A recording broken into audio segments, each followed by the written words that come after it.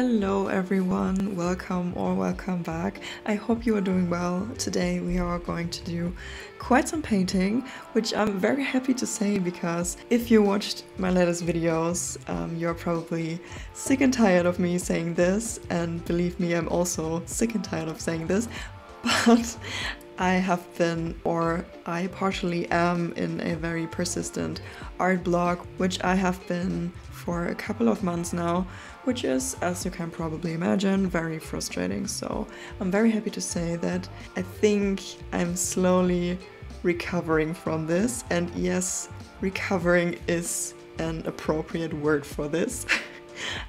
And when it comes to art block in general, of course, it's part of the process.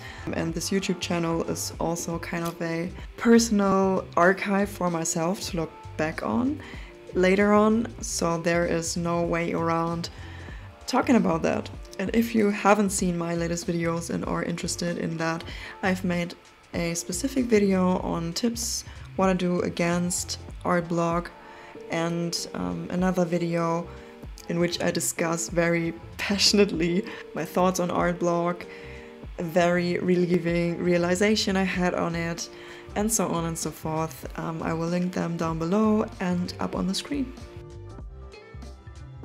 On that specific day, some inspiration really hit me for this painting, and let me tell you, when the inspiration hits, you gotta follow. Still lifes in general are not my strong suit yet, I would say, and I intentionally wanted to do a motif that is quite untypical for me, and it was very fun to explore a more illustrative way to paint with my acrylics and do it in a more graphic way. Though I wish I had stuck with the graphic painting style when I painted the flower vase, because as you can see, when I painted it, I fell back into my habit of painting a little bit more realistically. Of course, this is not a realistic vase, but the shading is way more realistic.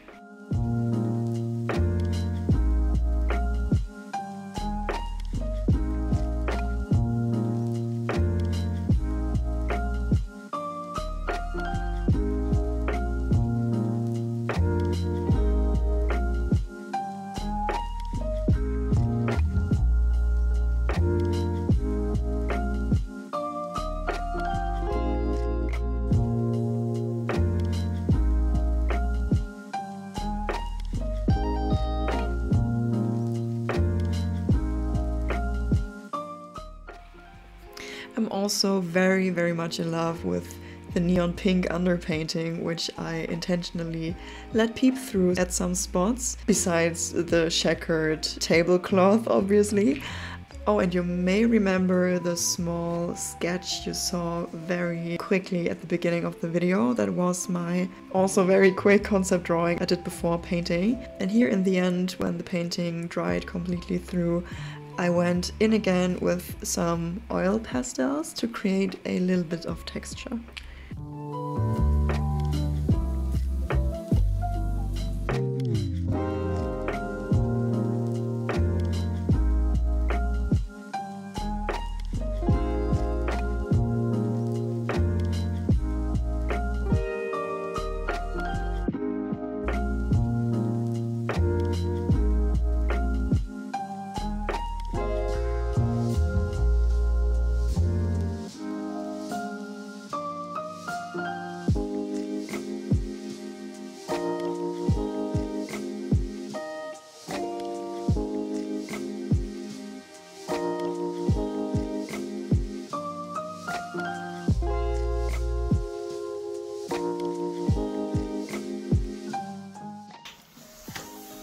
So I had this idea for a new painting, and I had this inspiration because I saw a painting of a rabbit by an artist. I can't remember the name from the top of my head, but I will put the screenshot here on the screen. And first of all, the brush strokes inspired me a lot, but I still wanted to paint another painting in a similar style to the still life that I just did. And also I wanted to integrate text, just as I do in smaller illustrations sometimes. And I don't know why, but the word flinch stuck with me after I heard it in a song. Super random, I don't know why. And then yes, in my head, one thing led to another, and now I have an idea, and that's great. So I think we are doing another painting.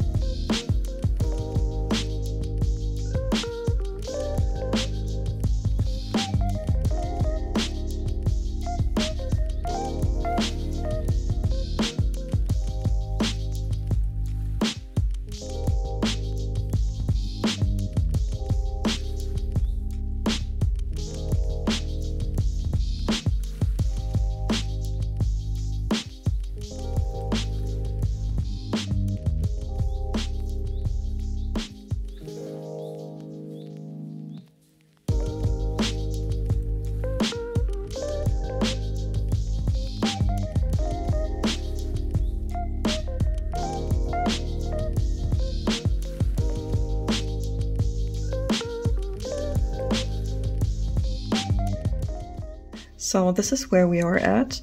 Painting around the text took me way longer than I expected, so I think I'm going to sign off for today. It's relatively late already, but it doesn't matter, I'm in no rush with this piece.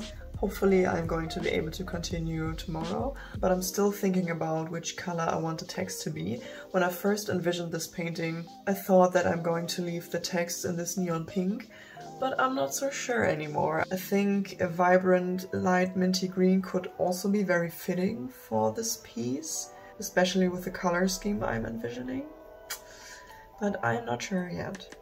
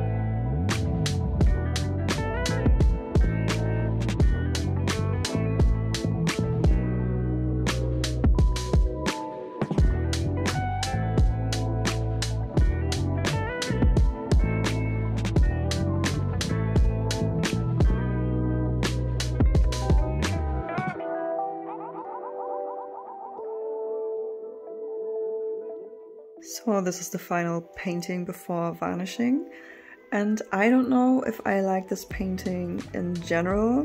Maybe I'm not sure because it is kind of unfamiliar to me to paint motifs like this. Maybe I need some more time to befriend it, we'll see. Also, I've been wondering why the paint kept cracking even though I painted over it several times.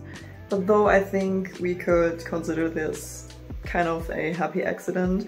I mean, I chose the neon pink underpainting intentionally and let it peep through at several spots because I wanted that you can be able to still see it. And because of that, I think it could be worse, right?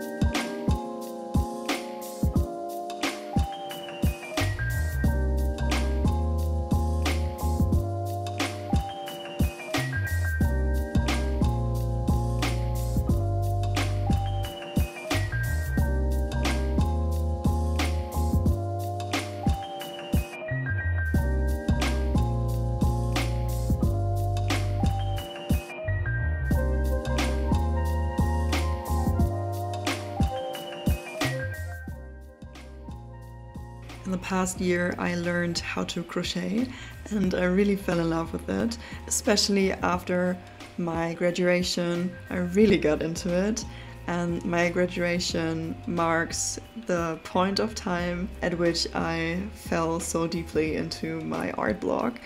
I think part of the reason why I love to crochet so much is because I can crochet just for the sake of crocheting. Once you've learned it, it becomes second nature. You can watch movies besides it, and that's pretty relaxed. But the main reason is that there is no higher reason for me when it comes to crocheting. It's just for the sake of it, as I said.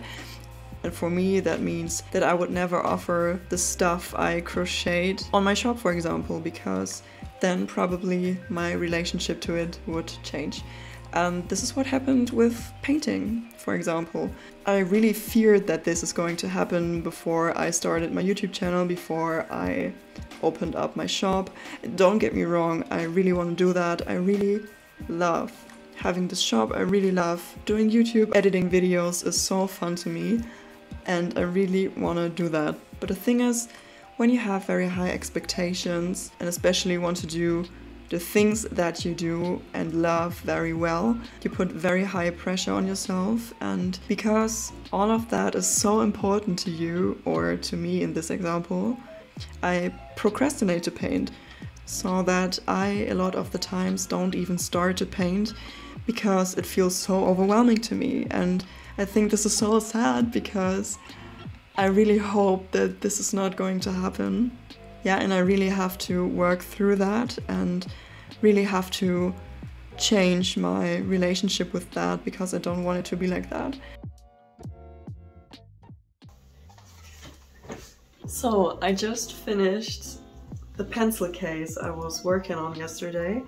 I think I like it. It's not perfect, it's very uneven here and very messy, because the only thing I can really crochet are those granny squares, and then I sew them together in a way that makes sense to me, just like the case for my analog camera or the little shoulder bag I've made. Everything's improvised, but yeah, it will serve the purpose, I think. And also I think when I put pencils in here, it will even out a little bit too. I'm also going to make a few more of these as gifts, probably. Maybe also just half the size. I think that could be cute too, with a little star as a button. Also pretty much off topic, but yesterday when I went for groceries, I found those little clips in the kids section. Those are daisies with a little face on them. I don't know what I was thinking, but I think these are so cute.